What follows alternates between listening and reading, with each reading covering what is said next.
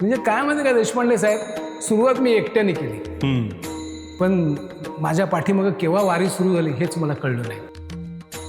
देशपांडे साहेब, अगदी जरा ध्यान देऊन ऐका की नारद मुनी म्हणाले की तू ज्या झाडाखाली बसला आहे, तू ज्या झाडाखाली बसलाय त्या झाडाला जेवढी पानं आहेत तेवढी पानं तुला जन्म घेतल्यानंतर तुला मोक्ष मिळेल. म्हणजे माझ्याही घरामध्ये आजही नित्यनेमाने हरिपाठ आणि ज्ञानेश्वरी यांचं पारायण आहे. त्यामुळे एवढ्या मोठ्या परंपरेचं मला कुठेतरी पायीक व्हायचं होतं, म्हणून विठ्ठलवारी आनंद यात्रा हे कॉपीटेबल बुक मी तयार केलं आणि त्या पांडुरंगाच्या श्रीचरणी अर्पण केलं. की तुक्याला या रुक्या टक्याच्या धनापेक्षा चिरकाळ टिकणाऱ्या तुझ्या भक्तीच्या अक्षय धनाची ओढ लागली. पण एक सांगतो देशपांडे साहेब, तो पांडुरंग ना प्रत्येक गोष्टीमध्ये माझा मार्ग काढत होता. विठ्ठलवारी आनंद यात्रा ही कल्पना नेमकी कशी सुचली तुम्हाला? तर आषाढी कार्तिकेच्या वेळी हे जे वारकरी आहेत, म्हणजे स्त्रिया आहेत, पुरुष आहे, ते योग्य वेळी योग्य काळामध्ये सगळं आपलं घरदार, शेतीवाडी, बिझनेस, काय व्यवसाय ते पाठीमागं सोडतात आणि सगळं वारीला निघतात. बरोबर. त्यांना विचारावं तुमची शेती, तुमची गुरं, तुमचा व्यवसाय, तो पांडुरंग आहे, तो काळजी घेईन. विठ्ठलवारी आनंद यात्रा हे पुस्तक कसं घडलं याच्यावर 50 किंवा 100 पानाचं पुस्तक मी सहज लिहू शकतो. पण ठीक आहे, तुला सचिनने बोलवलं, ती सगळी पांडुरंगाला काळजी, त्यामुळे तो अशा पद्धतीने पुस्तक बनत गेलं. ते जे वारीचं मॅनेजमेंट आहे की कोणी लीडर नाहीये, कोणी नेता नाहीये, कोणी ऑर्डर देणारा नाहीये, तरी पण हे का चालतं, का हे एकदम सुरळीत का चालतं? कारण का प्रत्येकाला एकच ओढ त्या पांडुरंगाची. सर, हे पुस्तक म्हणजे एखादा डिझायनर अल्बमच वाटतो. हो, नक्की. इतकी दर्जेदार प्रिंट आणि ग्लॉसिंग कागद तुम्ही वापरला आहे, तर त्याच्या मागचा म्हणजे विचार काय होता? कारण खर्च तर अफाट झाला असेल, एवढं छान तुम्ही पुस्तक बनवलंय, तर मग हे सगळं कसं मॅनेज केलं तुम्ही? जमते ना? हो मग सर. कारण पुणेकरांसमोर बोलतोय.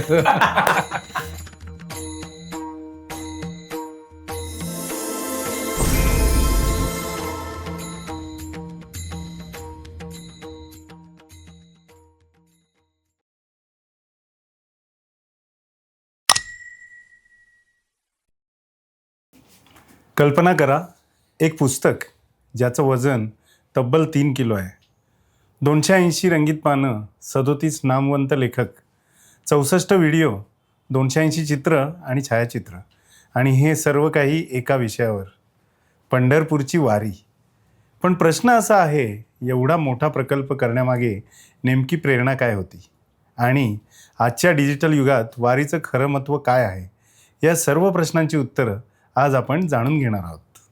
नमस्कार, मी प्रदीप देशपांडे स्वागत करतो तुमचं आपल्या आजच्या पॉडकास्टमध्ये.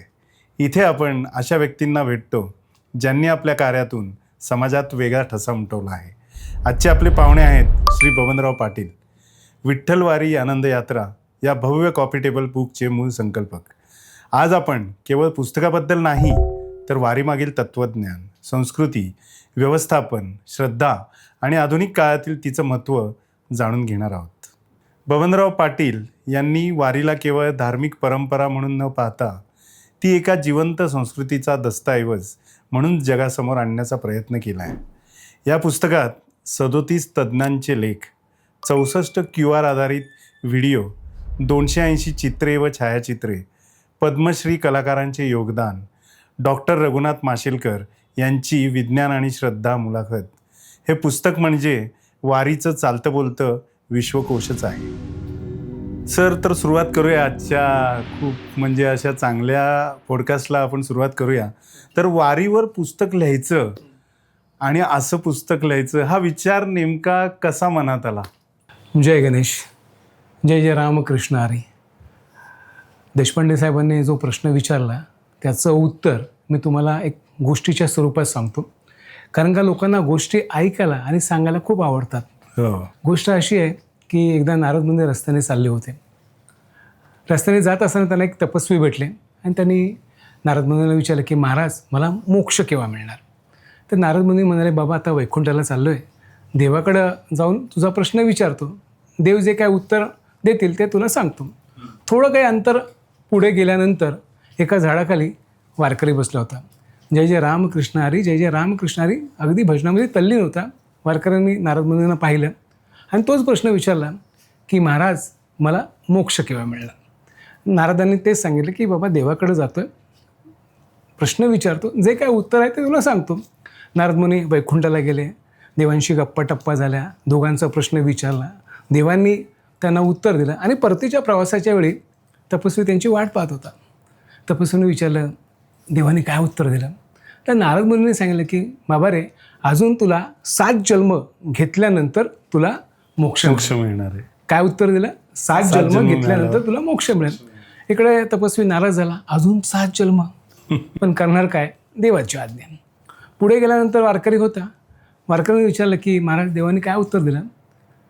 देशपांडे साहेब अगदी जरा ध्यान देऊन ऐका की नारद मुनी म्हणाले की तू ज्या झाडाखाली बसला आहे, तू ज्या झाडाखाली बसलाय त्या झाडाला जेवढी पानं आहेत तेवढी पानं तुला जन्म घेतल्यानंतर तुला मोक्ष मिळेल. बापरे. तुम्ही बापरे म्हणता, पण इकडे वारकरी नाचायला लागला, हां. बेफान नाचायला लागला. इकडे नारद मुनी आश्चर्यचकित, का बाबा? ते म्हणजे का एवढा खूप आनंदित का झाला? तो म्हणतो, महाराज मुनीवर, एवढी वर्ष मला नित्यनेमाने नामस्मरण करता येणार आहे, एवढी वर्ष मला वारी करता येणार आहे. क्या बात आहे. वा. मंडळी, वारीचा काळ हा निश्चित सांगता येत नाही, पण वारी ही 1000 वर्षापूर्वीची आहे. कारण का ज्ञानेश्वर महाराजांचे वडील श्री विठ्ठलपंत हे पंढरपूरचे वारकरी होते आणि ज्ञानेश्वर महाराजांना त्यांचे गुरुबंधू की त्यांचे वडील बंधू आणि सद्गुरू निवृत्ती महाराजांनी त्यांना वारीची ही दीक्षा दिली होती. बरं. आणि महाराष्ट्राच्या बाबतीत बोलायचं ठरलं तर आषाढी कार्तिकेच्या वेळी हे जे वारकरी आहेत, म्हणजे स्त्रिया आहेत, पुरुष आहे, हो. ते योग्य वेळी योग्य काळामध्ये सरळ आपलं घरदार, शेतीवडी, बिझनेस, काय व्यवसाय ते पाठीमागं सोडतात आणि सरळ वारीला निघतात. बरोबर. त्यांना विचारावं, तुमची शेती, तुमची गुरं, तुमचा व्यवसाय? तो पांडुरंग आहे, तो काळजी घेईन, आणि ते वारीला सरळ निघतात. हो. आज हजारो वर्ष झाली आहेत, ही वारी वाढतच चाललेली आहे. हो. माझं स्पष्ट असं मत आहे की वारी म्हणजे आपल्या महाराष्ट्राच्या सांस्कृतिक आणि सामाजिक जीवनाचा एक प्रचंड मोठा चमत्कार आहे. अगदी खरं आहे. आणि ह्या वारीच्या संदर्भात मी कुठेतरी कनेक्टेड आहे. तो म्हणजे असा, मी स्वतः वारकरी संप्रदायाचा. बरं. म्हणजे माझ्या काळामध्ये बाबा महाराज सातारकरांनी माळ घातलेली आहे. ओके. म्हणजे माझी आजी, माझे आजोबा, माझी आई, माझे वडील यांनी नित्यनेमाने वारी केलेली आहे. बरं. म्हणजे माझ्याही घरामध्ये आजही नित्यनेमाने हरिपाठ आणि ज्ञानेश्वरी यांचं पारायण आहे. त्यामुळे एवढ्या मोठ्या परंपरेचं मला कुठेतरी पायीक व्हायचं होतं, म्हणून विठ्ठलवारी आनंद यात्रा हे कॉपीटेबल बुक मी तयार केलं आणि त्या पांडुरंगाच्या श्रीचरणी अर्पण केलं. क्या बात आहे, क्या बात आहे. बरं, अजून एक त्या पुस्तकाशीच रिलेटेड विचारायचं आहे मला की बाजारात अशी बरीच पुस्तकं असतील, आहेत. पण मग नेमकं ह्या पुस्तकात म्हणजे तुम्ही असं काय वेगळं केलंय, म्हणजे एवढं मोठं तुम्ही जे पुस्तक बनवलं, तर याच्याबद्दल अजून काही डिटेलमध्ये सांगाल का? हो, खरंच वारीबद्दल अनेक मान्यवर लोकांनी, मोठमोठ्या लोकांनी वारीबद्दल लिहिलेलं आहे. अनेक सुंदर सुंदर पुस्तकं मार्केटमध्ये अवेलेबल आहे. पण माझं जे पुस्तक आहे ना, ते कॉपीटेबल बुकच्या प्रकारात मोडतं. इव्हन वारीच्या संदर्भात अनेक लोकांनी कॉपीटेबल बुक तयार केलेले आहेत. हा, पण त्यांनी काय केलं आहे की त्यांनी फक्त फोटोग्राफ्स टाकलेले आहेत. तर फोटोग्राफ्स आपलं तसं नाही आहे. आपलं पुस्तक मुळात वजनाला 2.5 ते 3 किलो, नंबर 1. नंबर 2, ते ओपन केलं का 2.5 फूट लांब होतं. नंबर 3, त्याच्यामध्ये मी 37 मान्यवर लोकांचे लेख दिलेले आहेत. पण ते लेख अगदी त्याचं आम्ही भावपूर्ण अभिवाचन केलं आहे. कारण का आजकाल लोक वाचायचा कंटाळा करतात. त्यामुळे भावपूर्णचं अभिवाचन आहे. त्याच्यामध्ये 185 फोटोग्राफ्स आहेत, 70 चित्र आहेत. बरोबर. आणि पाठीमागे म्हणजे पुस्तकाच्या पाठीमागे आम्ही असं केलेलं आहे की जेव्हा वारी सुरू होते, म्हणजे वारीचं प्रस्थान होतं आणि परत वारीपर्यंत, म्हणजे वारी ही 18 दिवस चालते, आळंदी ते पंढरपूर. पण ती जाताना खूप ऐश्वर्यवंत असते, पण येताना 10 दिवसात. तर ह्या 28 दिवसामध्ये काय काय घडतो हे बऱ्याच लोकांना माहिती नाही. तर आम्ही त्याचे QR कोडच्या माध्यमातून आम्ही लोकांना सांगितलं. मग हे सांगितलं कोणी? भावार्थ देखणे आहेत, अभय टिळक आहे, सदानंद मोरे आहेत, अभय जगताप आहेत. ह्या मान्यवरांनी त्या गोष्टी सांगितल्यात. म्हणजे थोडक्यात काय दादा, जर तुम्हाला वारी करता आली नाही तर तुम्ही घरामध्ये बसायचं, विठ्ठलवारी आनंद यात्रा पुस्तक घ्यायचं. कारण का हे पुस्तक वाचा, ऐका आणि पहा. बरोबर. हे अशा पद्धतीने आम्ही केलं. आणि क्वालिटीच्या बाबतीत आम्ही कुठंच तडजोड केली नाही. कारण का त्याचा जो कागद आहे तो 130 GSMचा आहे, हार्डबोर्ड कव्हर आहे, त्याला सुंदर बॉक्स आहे. म्हणजे अगदी उत्तमातलं उत्तम आम्ही देण्याचा प्रयत्न केलेला आहे. म्हणून हे पुस्तक हे आपल्या जरा वेगळ्या पद्धतीचं, वेगळ्या धाटणीचं आम्ही समाजापुढे आणलेलं आहे. हा आमचा प्रामाणिकपणे प्रयत्न आहे. बाकी तुम्ही ठरवा. नक्की नक्की. सर, वारीकडे लोकांनी नेहमीच अध्यात्म म्हणून पाहिलं, तर तुमची मूळ संकल्पना म्हणून याकडे कसं पाहता येईल? देशपांडे साहेब, वारीकडे सगळेच लोक अध्यात्म दृष्टीने पाहतात. अगदी. त्याला मी देखील काय अपवाद नाहीये. हो. पण मला जर विचारलं ना की वारी वारी काय, मुळात हा प्रश्न तुम्ही अफलातून विचारला. वारीबद्दल मी एका शब्दात बोलेन की वारी म्हणजे एक उत्तम वेलनेस प्रोग्राम आहे. कारण का आज लोक चांगली लोक आपला व्यक्तिविकास साधण्यासाठी लाखो रुपयाचे क्लास लावतात हो व्यक्तीवर. हो. मी म्हणतो त्याची गरज नाहीये, त्याची गरज नाहीये. या तुम्ही वारीमध्ये या, 18 दिवस चाला, तुमचं व्यक्तिविकास आपोआप खुलणार आहे. म्हणजे वारी तुम्हाला 360 डिग्री तुमचं परिवर्तन करणार आहे. अगदी खरं. आणि ते पण विनामूल्य. आता ते कसं, 2-4 उदाहरण सांगतो. सर्वप्रथम मला वारी करायची, हा माझा निर्णय झाला आणि मी चालायला सुरुवात केली का तो पांडुरंग बरोबर तुमची वारी पूर्ण करून घेतो. पण मला वारी करायची, मला वारी करायची, पण मनामध्ये जर प्रश्न आले की मी 18 दिवस चालू शकेल का, मग माझ्या पायाला फोड येतील का, मग मला ताप येईल का, मग ऊन वारा पावसामध्ये मी माझी काय जेवणाची सोय होईल, असे जो प्रश्न निर्माण करतो, गटाकळ्या खातो, त्याची वारी होत नाही. बरोबर. त्यामुळे वारी पहिले काय तुम्हाला शिकवतं, निर्णय क्षमता. नंबर 1. नंबर 2, ठरलं वारीला, मग आपण आपल्याबरोबर काही गोष्टी घेतो. म्हणजे छत्री, रेनकोट, गरम कपडे, औषधं, खाऊ. पण खरंच सांगतो, वारीमध्ये ह्या गोष्टीची आवश्यकता फार लागत नाही. तुमच्या ज्या वस्तू आहेत ना, त्या अर्ध्यापेक्षा तुमच्या बॅगेतच राहतात. म्हणजे वारी काय तुम्हाला सांगते की कमीत कमी जीवनामध्ये कसं आनंदमय जीवन जगायचं, हे वारी तुम्हाला नकळत शिकवते. बरोबर. झालं, निर्णय क्षमता झाली कमीत कमी ज्या वस्तूमध्ये. कारण का आजकाल लोक भौतिक गोष्टींच्या पाठीमागं खूप लागले, खूप लक्झरियस गोष्टी त्यांना हव्या असतात. पण वारी काय सांगते तुम्हाला की कमीत कमी याच्यामध्ये तुम्ही छानपैकी जगू शकता. बरोबर. तिसरी गोष्ट, वारी तुम्हाला एकात्मता शिकवते. वारी ही जी पताका आहे, ही समतेची पताका आहे. म्हणजे आज हजारो लोक आहेत, लाखो लोक आहेत, पण समोरचा व्यक्ती कोण आहे आपल्याला माहित नाही. मग त्याच्या वारीमध्ये कोण श्रीमंत आहे, कोणी गरीब आहे, कोणी उच्च शिक्षित आहे, कोणी अनाडी आहे, कोणी कीर्तनकार आहे, प्रवचनकार आहे, कोणी स्वयंपाकी आहे, काय कोणी शेतकरी आहे, कोणी वाड्याचा मालक आहे, तो वाड्याचा झाडणारा तो नोकर आहे. पण इथे सगळं एका पातळीवर. आणि इथे वारीमध्ये मग स्त्री असो की पुरुष असो, ते काय म्हणतात, माऊली. काय प्रत्येकाला माऊली म्हणतात. आणि मी तुमच्या पाया पडलो, मी तुमच्या पाया पडत नाही, मी तुमच्या हृदयातील ईश्वराच्या पाया पडतो. त्यामुळे इथे समानता आहे. इथे कोणी असं भेदाभेद नाहीये. बरोबर. काय सगळे माऊलीमय होतात. हा झाला तिसरा गुण. चौथा गुण, जेव्हा तुम्ही वारीला निघता, त्या पंढरपूरच्या रस्त्याच्या माती कपड्यावर लावा, बुक्का लावा आणि नामस्मरण करता करता तुम्ही वारी करता. काय म्हणजे स्वतःचं तुम्ही आत्मचिंतन करता, त्या निसर्गाच्या जवळ जाता. त्या निसर्गाच्या जवळ जाता जाता तुम्हाला तुमच्यातला शोध सुरू होतो की मी एक्झॅक्ट कोण. बरोबर. ते नकळत आत्मसंवाद तुमचा सुरू होतो. बरोबर. आणि आता तुम्ही एकदा वारीला तुम्ही सुरू केला आणि एक वारीची एक दिनचर्या आहे. मी सकाळी ब्राह्ममुहूर्तापासून ते रात्री 9 पर्यंत, सकाळचा नाश्ता केव्हा, दुपारचं जेवण केव्हा, काय असं सगळं शिस्तबद्ध आहे. आणि हे शिस्तबद्ध आपण दिवसभर चालल्यानंतर जे काय आपल्या ताटामध्ये मिळतं ते गोडच लागतो. बरोबर आहे. अगदी खरं. त्यामुळे तुमची तब्येत मजबूत राहते. काय आणि वारीमध्ये काय वारीमध्ये एक शिस्त आहे की अगोदर झेंडेकरी, नंतर टाळकरी, नंतर वारकरी, नंतर त्यामध्ये पखवाद वाजवणारे, मृदुंग वाजवणारे, पाठीमागं विनेकरी ते सगळे कंडक्ट करत असतो. नंतर महिला मंडळ, त्यांच्या डोक्यावर तुळशी वृंदावन असतं, पाण्याचे हंडे असतात. ती एक शिस्त आहे.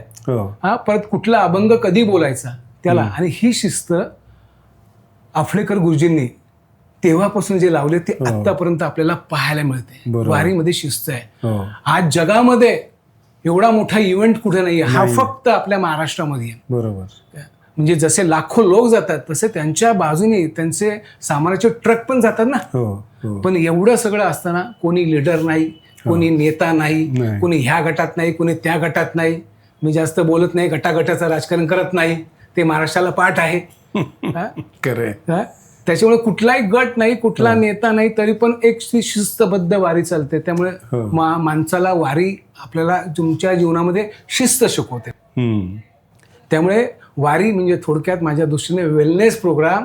या वारीमध्ये या वा त्या विठ्ठलाचं नामस्मरण करा, स्वतःचा 360 डिग्रीने परिवर्तन करा आणि स्वतःचा आत्मविकास तुम्ही वाढवा आणि वारी करत करत तुम्ही जा.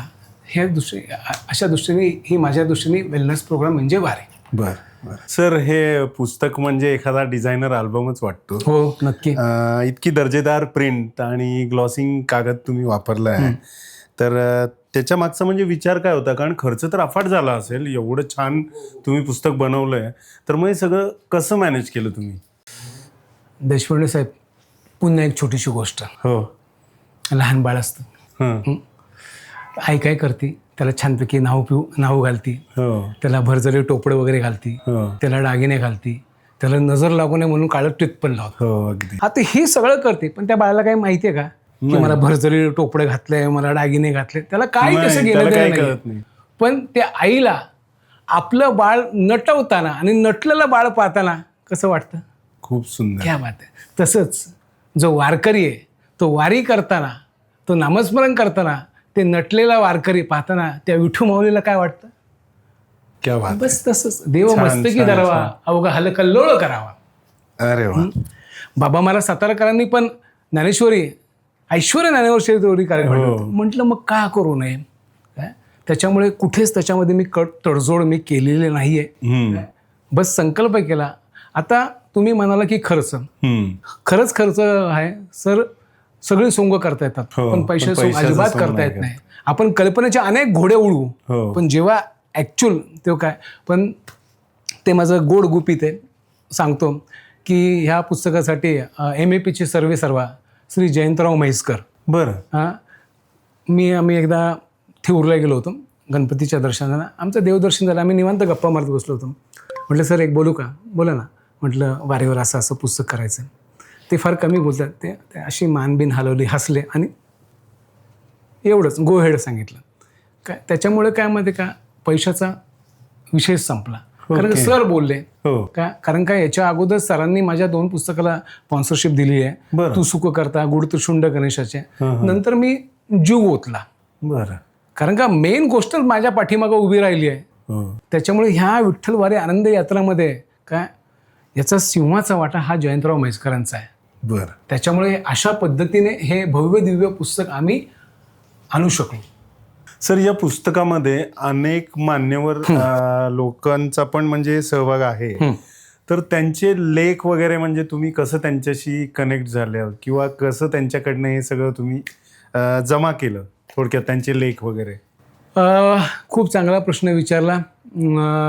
मी जेव्हा विठ्ठलवारी आनंद यात्रा हे पुस्तक काम करायला सुरुवात केली तेव्हा डोंबिवलीच्या डॉक्टर सुलभा कोरे, बरं, फार विदुषी बाई अगदी, म्हणजे 40-45 पुस्तकं त्यांनी लिहिलेत. केंद्र सरकारची त्यांना अनेक पुरस्कार मिळालेत. तर माझी ती अक्का आहे. म्हटलं अक्का असं पुस्तक तयार करतं, तुझा एक लेख दे ना. तर कधी कधी काय म्हणते का देशपांडे साहेब, असं होतं की आंधळा मागतो 1 डोळा, देव देतो 2 डोळे. मी त्यांना ही कल्पना ऐकली. ते बोलले मी लेख तर तुला देतेच, पण ह्या पुस्तकाचं संपादन मी करणार. बरं. म्हणजे माझं डोक्यावरचं खांद्यावर आलं. क्या बात आहे काय. आणि मग त्यांच्या माध्यमातून जी काही मान्यवर मंडळी आहे, म्हणजे अलका मुतालिक आहेत, अरुणा ढेरे आहेत, वामनराव देशपांडे आहेत, संजय उपाध्याय आहेत, प्रवीण दौने आहेत, ह्या लोकांना त्यांनी संपर्क साधायला सुरुवात केली. त्यांनी विषय द्यायला सांगितले. म्हणजे त्यांचा ओरा हा फार, त्यांना नाही म्हणायची कोणाची हिंमतच नाही. त्यामुळे ती मंडळी आमच्याकडे येत गेली आणि अशा अनुषंगाने आम्ही 37 लेख, त्याच्यामध्ये माझी मित्रमंडळी आहेत, त्यांची मित्रमंडळी आहेत, असा दोघांचा संगम झाला आणि आम्ही असं दर्जेदार अशा लेखकांना आम्ही एक विषय दिला. आणि त्याचबरोबर हे जे आम्ही फोटोग्राफ्स वगैरे आपल्या पुस्तकामध्ये आहेत 185, ते कुणाचे आहेत? तर त्याच्यामध्ये जे फोटोग्राफमध्ये आहेत महेश लोणकर आहे, परत पंढरपूरचे मुख्य फोटोग्राफर आपले राहुल गोडसे आहेत, संदेश भंडारी आहेत, मान्य उद्धव ठाकरे आहेत, यांचे फोटोग्राफ्स आहेत. आणि जी चित्र आहेत याच्यामध्ये पद्मश्री वासुदेव कामत आहेत, रुपेश मिस्त्री आहे, सदाशिव सावंत आहेत, अथर्व बारापत्रे आहेत, सुदर्शन बारापत्रे आहेत, निलेश जाधव आहेत. ह्या सगळ्या लोकांनी, म्हणजे काय म्हणते का देशपांडे साहेब, सुरुवात मी एकट्याने केली, पण माझ्या पाठीमागं केव्हा वारी सुरू झाली हेच मला कळलं नाही. वा वा. काय मी सुरुवात करत गेलो आणि ही मंडळी माझ्या पाठीमागं येत गेलो. त्याच्यामुळे सुलभाताई. आणि सुलभाताईंचं कसं माहिती का, त्याने फक्त नावाला संपादन केलं नाही, ते डोंबिवलीवरून पुण्यामध्ये हे सगळं घडलं. हो. ते स्वतः यायच्या, काय त्या स्वतः यायच्या आणि सगळं अगदी मनापासून ते पाहायच्या. म्हणजे मी आता कॅमेऱ्यासमोर बोलतो, पण ऑफ द रेकॉर्ड त्यांची माझी खूप भांडणं व्हायची. बरं. म्हणजे विषय फक्त पुस्तकाचा काय, म्हणजे त्या एवढ्या मोठ्या, पण तरी पण आम्ही भांडायचो. पण आमचा हेतू एकच की पुस्तक अप्रतिम व्हायचं. म्हणजे काय माहिती का साहेब, आमच्या दोघांमध्ये मतभेद होते पण मनभेद नव्हता. काय काम चांगलं काम करण्यासाठीचे चांगलं, मतभेद आणि तेही होते. मला समजून घेत होते, तेही माझ्या काही सूचनांना ते पालन करत होते. त्याच्यामुळे ते खूप काही पुस्तक छान झालं. आणि आम्हाला हे जे लेखक आहे किंवा जे चित्रकार आहेत, फोटोग्राफर आहे, ह्या सगळ्यांच्या मिळून हे विठ्ठल वारी आनंद यात्रा इतकं दर्जेदार, इतकं अल्बमयुक्त पुस्तक आम्ही तयार करू शकलो. वा वा. सर, या पुस्तकाच्या लेखांमध्ये लेखकांनी काय मतं मांडलीत ते थोडक्यात सांगाल का? नक्की. काही कारण उदाहरणं? 2-4 उदाहरण 37 लेख सांगितले तर आपल्याला 3-4 तासाचा ब्रॉडकास्ट करायला लागेल. सगळ्यात प्रथम अभंगवारी माझा लेख तर आहेच. मी फक्त विठ्ठलावर मी लिहिलेलं आहे की बाबा मला विठ्ठल कसा भावला, ते रूप कसं मला भावलं, ते माझा लेख आहे. व याच्यामध्ये दुसरं लेख आहे आपले अभय टिळक, त्यांनी अभंगवारी म्हणजे अभंगवारी लेख लिहिलेला आहे. तर ते म्हणतात की वारी ही समूहाने करायची असते, वारी ही गतिशील आहे, आणि वारी ही समाज विमुख आहे. म्हणजे एखादी नदी समुद्राला जाऊन मिळते, पण जाण्यापूर्वी ती दोन्ही बाजूच्या जे काठ आहेत की दोन्ही बाजूची गावं आहेत की दोन्ही बाजूची झाडं त्याला समृद्ध करत जाते, तशी ही वारी आहे. बरोबर. काय अशा पद्धतीने त्याने त्यांच्या लेखात लिहिलं आहे. नंतर सदानंद मोरे साहेब, जे आपले तुकाराम महाराजांचे 10वे वंशज आहेत, त्यांनी त्यांच्या लेखात दिलं की आज वारीला 1000 वर्ष झालेली आहेत, 1000 वर्षाची परंपरा आहे, पण वारी टिकली का?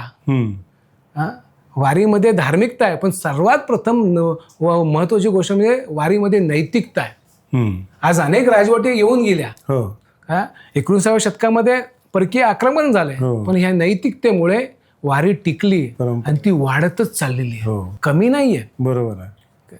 नंतर अरुणा ढेरे, जसं पुरुषांचा मोठा सहभाग आहे तसं स्त्रियांचाही मोठा सहभाग आहे की त्यांचाही मोठा रोल आहे, तो लेख त्यांनी लिहिलेला आहे. नंतर आपल्या डॉक्टर वैशाली लाटकर, त्यांनी पंढरपूरच्या मंदिरावर PhD केलेली आहे. म्हणजे हा लेख वाचायचा आणि त्या मंदिरात जायचं.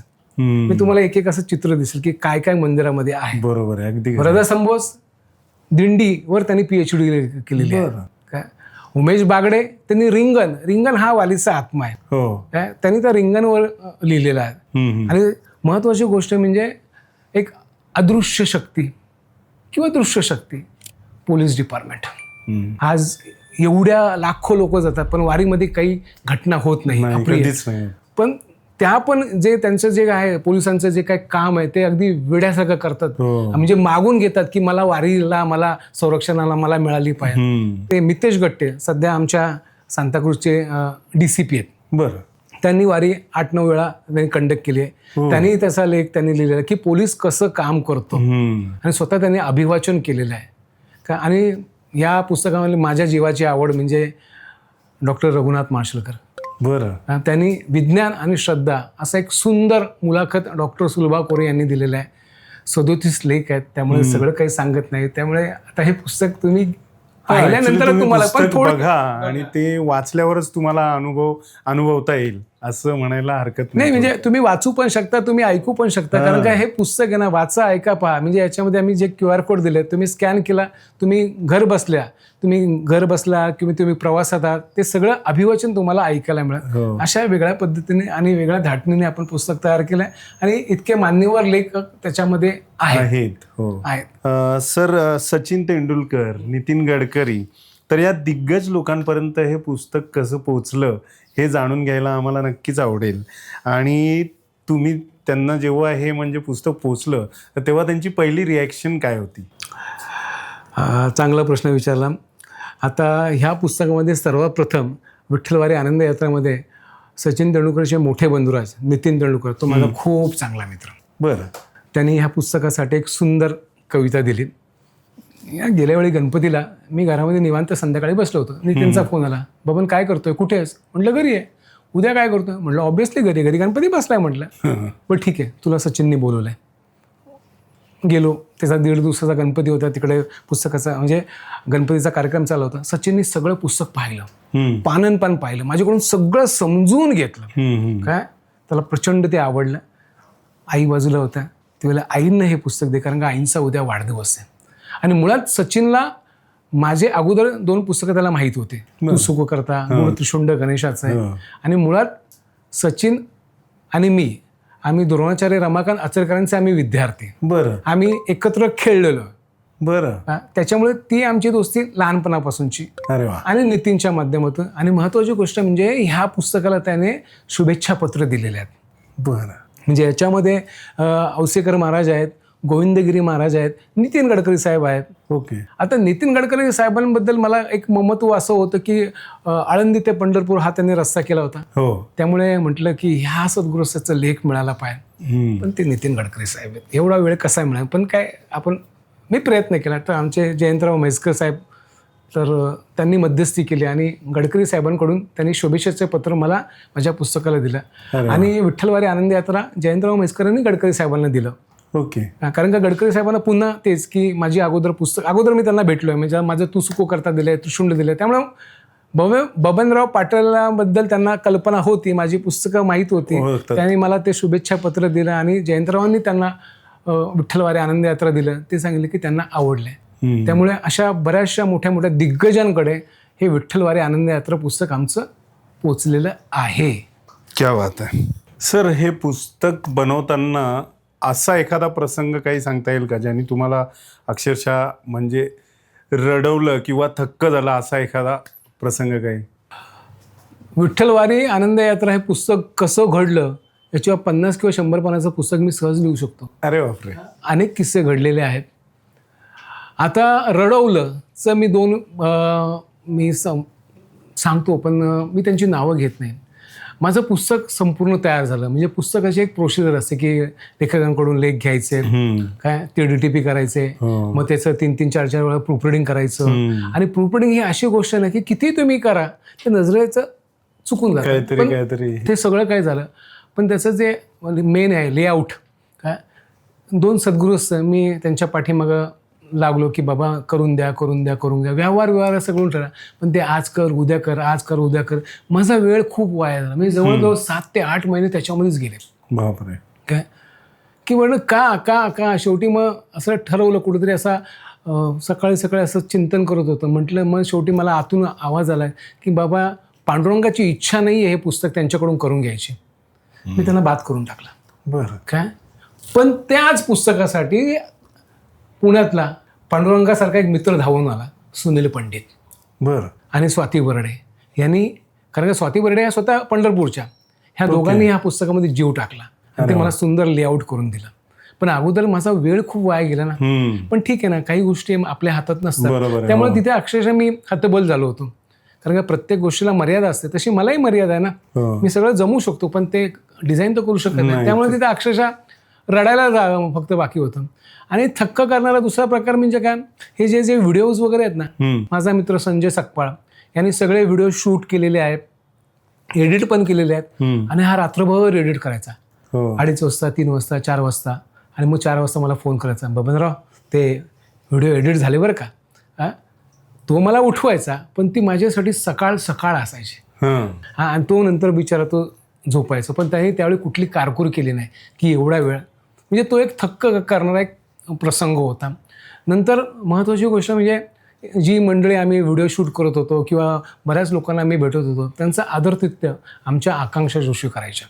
बरं. आकांक्षा जोशी त्यांना चहा पाणी नाश्ता पिणं सगळं काय पाहुणचार आहे ना तो करायचा. त्यामुळे मी कर बाई कर, कारण का मला खायला मिळायचं. माझी चंगळ व्हायची. त्यामुळे त्या देखील होत्या. संजय होता, आकांक्षा होता, चैत्राली कुलकर्णी होती. ही माझी टीम आहे. बरं. आणि दुसरा थक्क करणारा प्रसंग म्हणजे सगळं पुस्तक वगैरे छानपैकी आलं काय. आणि आल्यानंतर सुलभा कोरेंनी मला फोन केला की बबन मला ह्या पुस्तकाचं प्रकाशन सोहळा करायचा आहे. म्हटलं क्या बात आहे, नेकीवर पूछपूछ काय. म्हटलं ठीक आहे. ते बोलले मी करू का, माझी परवानगी मागितली. म्हटलं करा ना. त्याच्यामध्ये का त्यांनी हा कार्यक्रम केला, डोंबिवलीला केला. आणि पुस्तक प्रकाशन केलं तर केलं, कोणाच्या हस्ते केलं तर जयंतराव म्हैसकरांच्या मातुश्रींच्या हस्ते केलं. अरे वा. काय त्यामुळे आणखीन दुधात साखर. आणि त्या कार्यक्रमाला अच्युत पालव होते, सध्या BJPचे आमदार आणि अध्यक्ष रवींद्र चव्हाण होते. एक ती संगीतमय तो कार्यक्रम झाला. अफलातून म्हणजे जयंतराव पण होते, त्यांच्या धर्मपत्नी होत्या, आई होत्या, असे एकापेक्षा तो हॉल अक्षरशः गचागच भरलेला होता. म्हणजे माझ्या आयुष्यामध्ये मला काय आठवेल की नाही हे मला माहीत नाही, पण ती संध्याकाळ माझ्यासाठी अगदी स्मरणीय राहील. ती आठवण म्हणजे तो थक्क करणारा प्रसंग सुलभाताईंमुळे मला मिळाला. त्यामुळे अशा अनेक कडू गोड आठवणी आहेत. पण एक सांगतो देशपांडे साहेब, तो पांडुरंग ना प्रत्येक गोष्टीमध्ये माझा मार्ग काढत होता. काय तो असा उभा होता माझ्या. त्यामुळे काही असा त्रास नव्हता आणि ते पुस्तक होत गेलं. सर, हे पुस्तक म्हणजे पूर्ण व्हायला तसं म्हणजे किती दिवस लागले किंवा महिने लागले किंवा वर्ष लागले? ह्या सगळ्या म्हणजे अगदी ए पासून झेड पर्यंत हे पुस्तकाला कमीत कमी 3-3.5 वर्ष लागले. बापरे. बरं. कारण का ही जी मान्यवर जी मंडळी, लेखक मंडळी आहेत, ही सगळी दिग्गज मंडळी आहेत. त्यांच्या वेळा पाहून त्यांच्या पाठीमागं सतत द्याना. काही लेख माझ्याकडे आले पण माझ्याच बुद्धीला पटले नाही, त्यामुळे थँक्यू म्हणून आम्ही ते परत केले. तोही प्रकार आमच्या बाबतीत घडलेला आहे. बरं. परत काही असे मान्यवर आहे, अरे तुला देतो रे, का ते देतो रे असं, बाकी पुढे काही नाही. पण आधी मनाची धारणा झाली होती की बाबा त्या पांडुरंगाला इच्छा असेल तर तोच. आणि काही मंडळी अशी पण आहेत माझ्याकडे की आमचे चित्रकार सुदर्शन बारापत्रे गेले 4 ते 5 वर्ष मी अजून त्यांना पाहिलेच नाही. अरे वा. अजूनही पाहिले नाही, पण फोनवर चालू आहे. काय मला जे काय हक्क, सुदर्शन भाऊ हे पाहिजे, लगेच ड्रॉइंग करून पाठवायचे, पण मी त्यांना अजून पाहिलं नाही. अशी मंडळी माझ्याकडे आहेत. काय आणि कधी कधी असं म्हणतात ना की आपल्या मराठीमध्ये एक म्हण आहे की भरोशाच्या म्हशीला टोनगा. ज्यांच्यावर भरोसा ठेवला तेच बाजूला झालं. आणि जे नकळत माणसं अशी, म्हणजे मला प्रश्न पडले ही आली कुठून माणसं माझ्याकडे. काय ती सगळी पांडुरंगाला काळजी. त्यामुळे तो अशा पद्धतीने पुस्तक बनत गेलं. ते तुमच्या बालपणाबद्दल ऍक्च्युली विचारतो. तुमचं म्हणजे बालपण आणि तेव्हा तुमचा वारीशी झालेला परिचय याच्याबद्दल काही सांगा. मी तुम्हाला अगोदर सांगितलं की आम्ही वारकरी संप्रदायाचे, म्हणजे माझ्या काळात बाबा महाराज सातारकरांनी माळ घातलेली आहे. मी बऱ्यापैकी जग फिरतो, पण मी कुठलं असं मद्यपान वगैरे केलं नाही, म्हणजे व्यसन कुठलं केलं नाही. नॉनव्हेज फक्त एकच खातो न चुकता, लोकांची डोकी ते न चुकता खातो. पण अजून कुठल्याही नॉनव्हेजला मी हात देखील लावला नाहीये. क्या बात आहे. त्याच्यामुळे आमच्या घरामध्ये ही परंपरा, आमच्या आई वडील, आमचे आजोबा, म्हणजे आमच्या घरामध्ये गणपती बाप्पा, काय आमच्या घरामध्ये गणपती बाप्पा येतो. आणि आमच्या गणपती बाप्पाचं वैशिष्ट्य काय माहिती का, जेव्हा गणपती बाप्पा येतो तर लोक आमंत्रण पाठवतात, आम्ही आमंत्रण पाठवतो, पण आम्ही आम्हाला लोकांना सांगतो की बाबा आमच्या घरी गणपतीला येताना कृपया हार, नारळ, पेढे आणू नका. का आणू नका?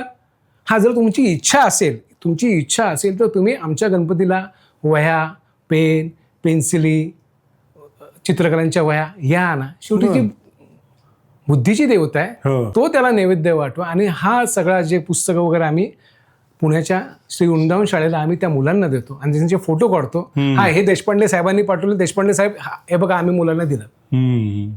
त्यामुळे ही आमच्या घरामध्ये परंपरा आहे. अरे वा. आणि वारीचा मला आठवतोय की माझे बाबा वारीला नेहमी जायचे, तर आम्ही आळंदीला त्यांना भेटायला जायचो, कारण आळंदीवरून सुरू व्हायची, त्यामुळे त्यांना आम्ही टाटा करायला जायचो.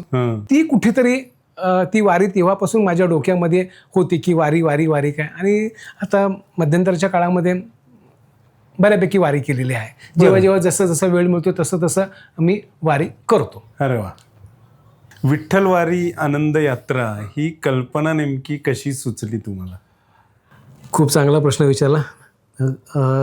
मुळात मी स्वतः वास्तुतज्ञ आहे, तर वास्तुतज्ञ असल्या कारणाने मी माझे 2 दिवाळी अंक आहेत होते, म्हणजे आरोग्य रहस्य, वास्तू रहस्य, 12 वर्ष मी ते चालवले. सामना या वर्तमानपत्रामध्ये मी सलग वास्तूविषयी 100 लेख मी लिहिलेले आहेत. तर काहीतरी भव्य दिव्य करायचं असं डोक्यामध्ये होतंच. काय करायचं. मग मी प्रत्येक गोष्टीची ज्याने सुरुवात होते तो गणपती बाप्पा. म्हणजे तू सुख करता मी कॉपी टेबल बुक तयार केलं. नंतर पुण्याचा जो गणपती आहे, त्रिशुंड गणपती, त्याच्या देवावर देखील कॉपी टेबल करायचं होतं. पण हे करत असताना कुठेतरी पांडुरंग डोक्यामध्ये होता, होता. त्यामुळे ह्या दोघा पुस्तकांचा मला अनुभव मिळाला. आता म्हटलं आपण विठ्ठलवारी म्हणजे आपण वारीवर करू. वारीवर खूप लोकांनी केले, पण माझ्या डोक्यात काहीतरी एक असं भव्य दिव्य करण्याचं होतं. मी बरेचसे कॉपी टेबल बुक चालले, इतरांचे पण चालले. मग आपल्याला काय वेगळं पण देता येईल, तो कुठेतरी प्रवास सुरू झाला. आणि त्या माध्यमातून अगोदरचा पार्श्वभूमी, अगोदरचे दिवाळी अंक, अगोदरचे लेख, या पार्श्वभूमीच्या जोरावर मग मी वळलो आणि एवढं छान पुस्तक पांडुरंगाने करून घेतलं माझ्याकडून. अरे वा, क्या बात आहे.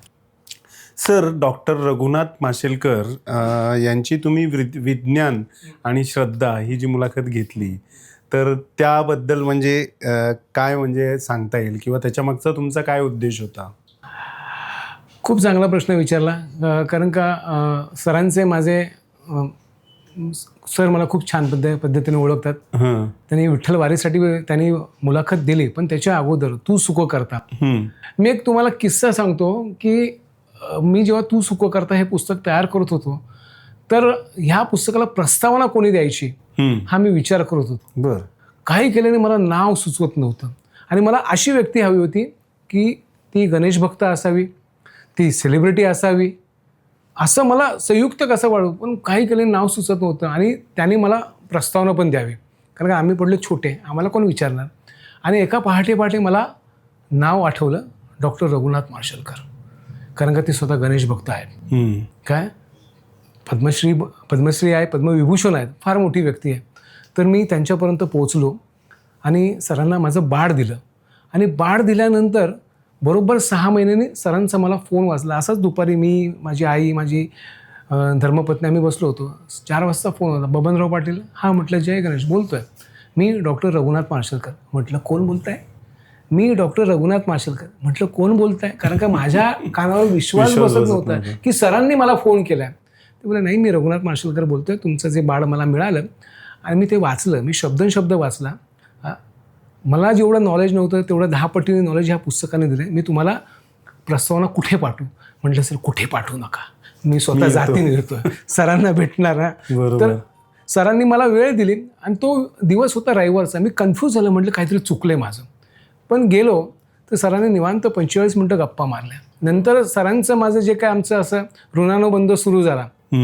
मग तू सुखो करता झालं, मग त्रिशुंड झालं, मग वारी. मग सरांच्या बऱ्याचशा गोष्टी मला कळाल्या की सर गणेश भक्त आहे, की सर रोज बाहेर पडताना त्यांच्या मातुश्रींच्या आणि गणपतीच्या पाया पडूनच बाहेर पडतात आणि विठ्ठलाविषयी पण त्यांना ममत्व आहे. तर म्हटलं, मग सरांकडे म्हटलं, सर असं पुस्तक करतो. म्हटलं सर मला तुमचा लेख नको, मला तुमची मुलाखत हवी. आणि ते काम डॉक्टर सुलभा कोरेंनी केलं की आज एवढा मोठा प्रचंड व्यक्तिमत्व असलेला व्यक्ती म्हणजे विज्ञान आणि श्रद्धा यांची सांगड कशी घालतो, ते त्यांनी 2.5 तासाची मुलाखत आहे. तर आता मी 2 मिनिटात कसं काय सांगू. त्याच्यामुळे ही तुम्ही ऐकलीच पाहिजे की वाचली पाहिजे. आणि सरांनी त्यांची परखड मतं त्यांनी मांडलेली आहेत की समाजाने ह्या वारीपासून काय घेतलं पाहिजे, संतांपासून काय घेतलं पाहिजे आणि आपला समाज सध्या कुठं चाललेला आहे हे त्यांनी त्यांच्या मुलाखतीमध्ये सांगितलं. त्यामुळे तो माझ्या म्हणजे सगळेच लेख मला आवडतात, पण 37 लेखापैकी माझ्या जीवाची आवड जर विचारलं तर रघुनाथ माशेलकरांचा विज्ञान आणि श्रद्धा हा लेख आहे. बरं सर, लाखो लोक कोणत्याही गोंधळाशिवाय वारीमध्ये एकत्र चालतात, बरोबर. तर यातून प्रशासन आणि उद्योग जगत काय शिकू शकतं? प्रशासन आणि उद्योग जगत सगळ्यात मॅनेजमेंट, जे वारीचं मॅनेजमेंट आहे की कोणी लीडर नाही आहे, कोणी नेता नाही आहे, कोणी ऑर्डर देणारं नाही आहे, तरी पण हे का चालतं, का हे एकदम सुरळीत का चालतं? कारण का प्रत्येकाला एकच ओढ त्या पांडुरंगाची, त्याला भेटायचं आहे. ती प्रेमाची आवड आहे ना. ज्ञानेश्वर महाराजांचा पण हे ना की माझ्या जीवाची आवड. त्यामुळे लोकांच्या मनामध्ये काही ठीक आहे ना, आता वारी म्हटलं का हौशे नवशे गौशे असतात, सगळ्याच क्षेत्रामध्ये असतात. त्याच्यामुळे थोडे पण आज एवढ्या लाखो लोकांपैकी अगदी 1-2% असले तर काय फरक पडतो. पण ती जी वारीची जी शिस्त आहे ती स्वतः अंगीकारली आहे की नाही मला पांडुरंगाला भेटायचं आहे, मला हे पाहिजे ते पाहिजे असं काही नाही आहे. आणि मी मगाशी तुम्हाला सांगितलं होतं की वारी म्हणजे एक वेलनेस प्रोग्राम आहे. आणि त्या वारीमध्ये आज आपण जेव्हा चालतो तेव्हा बरेचसे दुकानदार असतात, छोटी छोटी दुकानं, त्यामुळे ते व्यापाराचं चक्र पण नकळत फिरतं, ते देखील आहे. आणि प्रशासनाचा फार मोठा, आता प्रशासनाने खूप चांगल्या सुधारणा दिलेल्या आहेत पहिलं कुठेही उघड्यावर बसायला लागत होतं, आता तसं नाही आहे. शौचालय केलेले आहेत, पाण्याची व्यवस्था केलेली आहे, डॉक्टरांची व्यवस्था केलेली आहे. त्यामुळे कुठेतरी मला असं वाटतं की ही आपली वारी ही गिनीज बुकात गेली पाहिजे. बरोबर आहे, अगदी खरं. त्याच्याशिवाय पर्याय नाही, कारण का जगामध्ये असा कुठलाच इव्हेंट नाही आहे. सगळे लीडर असतात, पण इथे इथे लीडर फक्त एकच, म्हणजे एक म्हणजे काय, ज्ञानेश्वर माऊली आहे, तुकाराम महाराज आहे, नामदेव महाराज आहे, एकनाथ महाराज आहे, बहिणाबाई, हे सगळे लीडर, हे आपले मार्गदर्शक. मग त्यांच्या मार्गदर्शनाने जे काही संतांनी जे काही शिकवणी दिलेल्या आहेत त्यांच्या पद्धतीने वारी चालली ना. इथं भेदाभेद नाहीये, इथं उच्च नीच नाहीये, छोट्या मोठ्या सगळेच एका पातळीवर. त्यामुळे ती कुठेतरी समानता, ती कुठेतरी हे प्रशासकांनी पण पाहिलं पाहिजे आणि उद्योजकांनी पण पाहिलं पाहिजे. बरोबर. तर सध्या उद्योजक नको त्या गोष्टीमध्ये भेसळ करून, अर्थात त्या विषयाकडे मी जात नाही, आतावरून ताकबाद समजा, ते न करता सचोटीने त्यांनी व्यवसाय केला तर पुरतं आपल्याला. बरोबर. सर, आजच्या तरुण पिढीला समजा त्यांनी वारी का करावी याबद्दल तुम्ही काही मार्गदर्शन कराल का?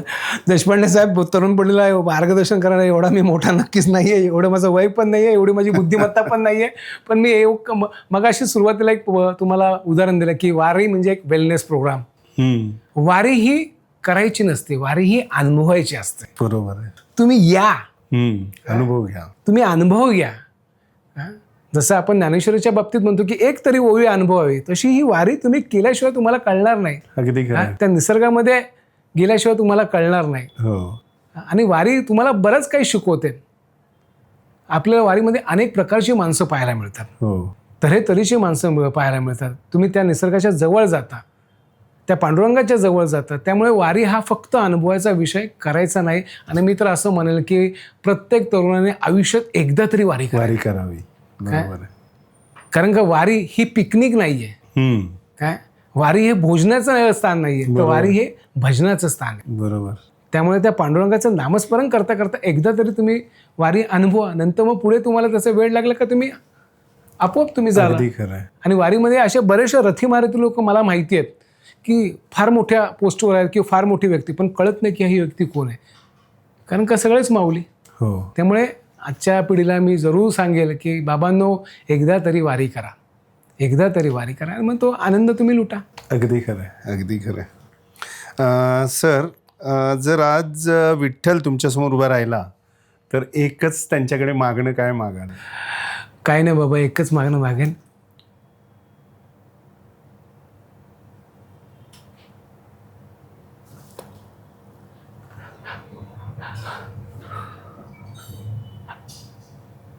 पुन्हा वारकऱ्याच्या घरात जलपाला घाल. क्या बात आहे.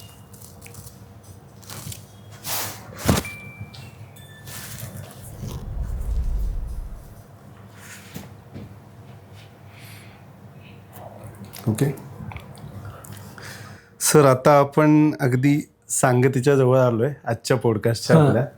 तर एक रॅपिड फायर राऊंड आहे. मी तुम्हाला 3-4 प्रश्न विचारेल, त्याची फक्त पटकन उत्तरं द्यायची. विठ्ठल की वारी?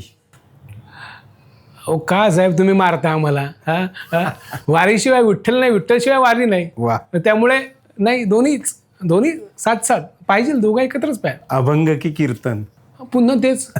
अहो, कीर्तनामध्ये अभंग घेतात, अभंगावर ते पुरण निरूपण चालतं.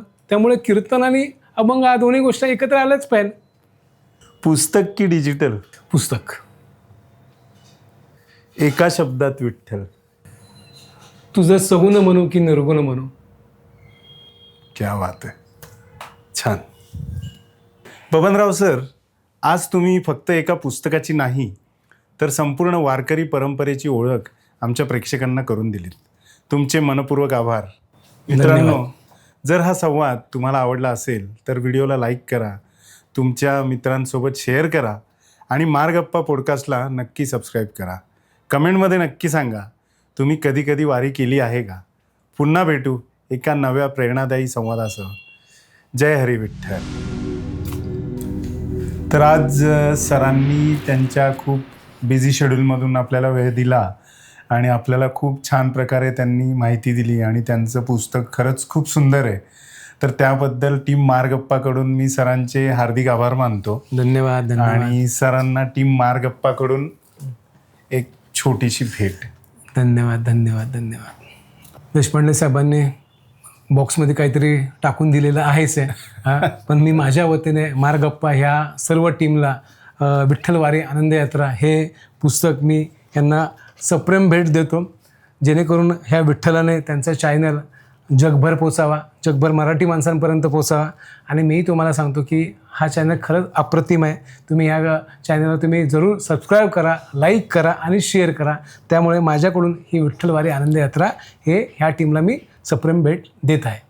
धन्यवाद धन्यवाद सर. आणि प्रेक्षकांनो तुम्हाला सांगतो की तुम्हाला जर हे पुस्तक घ्यायचं असेल तर यांचे सगळे डिटेल्स आम्ही डिस्क्रिप्शनमध्ये देणारच आहोत. आणि प्लस इथे आता स्क्रीनवर पण तुम्हाला नंबर दिसतच असेल सरांचा, तर सरांशी संपर्क साधून तुम्ही पुस्तक त्यांच्याकडनं घेऊ शकता. मंडळी, हे पुस्तक का घ्यायचं आहे तर एक शेवटचं मी तुम्हाला सांगतो की हे जे पुस्तक आहे याची मार्केट प्राईज आहे 5,000 रुपये, पण आम्ही ठेवली फक्त 1,500 रुपये, कारण का लोकांपर्यंत गेलं पाहिजे. ह्या पुस्तकाचे जे काही पैसे आम्हाला जे मिळणार आहे ते पुण्यामध्ये एक शाळा आहे जी वृंदावन म्हणून, G senior K G junior K जी दिव्यांग मुलांसाठी ही शाळा काम करते. हा सगळा पैसा आम्ही त्यांना देतो. त्याच्यामुळे तुम्ही 2 गोष्टी करू शकता. एक तर तुम्ही स्वार्थ साधू शकता, कारण का पुस्तक तुमच्याकडे आला, आणि हा पैसा तुम्ही त्या शाळेला देऊ शकता, त्यामुळे परमार्थ साधू शकता. अशा पद्धतीने आम्ही याची सांगड घातली. त्यामुळे जास्तीत जास्त हे पुस्तक तुम्ही आम्हाला ऑर्डर द्या, आम्ही तुम्हाला घरपोच पाठवण्याची आम्ही व्यवस्था करतो.